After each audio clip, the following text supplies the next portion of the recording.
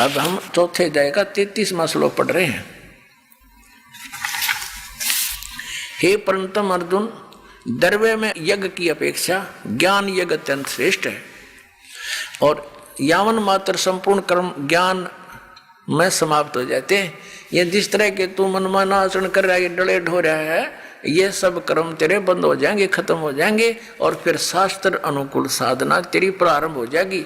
वो तत्व ज्ञान को समझ, यानी वो ज्ञान यज्ञ श्रेष्ठ है।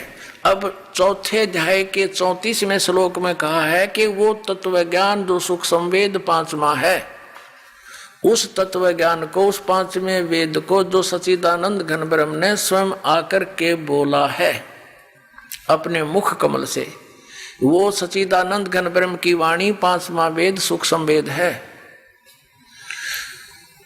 और उसमें बड़े विस्तार के साथ धार्मिक अनुष्ठानों की जानकारी दी है। वो तत्व ज्ञान है। उस तत्व ज्ञान को तू तत्वदर्शी संतों के पास जाकर समझ देखना। चौथे अध्याय के 34वें श्लोक में, चौथे अध्याय का ये 34वां श्लोक है। उस ज्ञान को, कौन से ज्ञान को? जो सच्चिदानंद घन ब्रह्म ने अपने मुख कमल से बोला है, सच्चिदानंद घन ब्रह्म की वाणी में 5वां वेद है।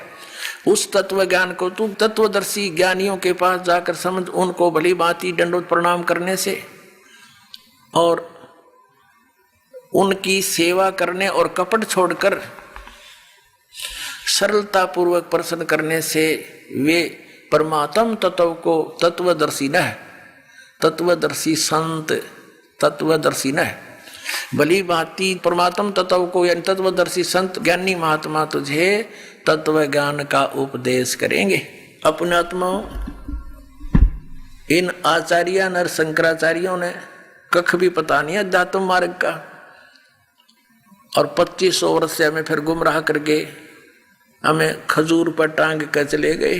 अधिक जानकारी के लिए डाउनलोड करें संत रामपाल जी महाराज ऐप व सब्सक्राइब करें संत रामपाल जी महाराज यूट्यूब चैनल।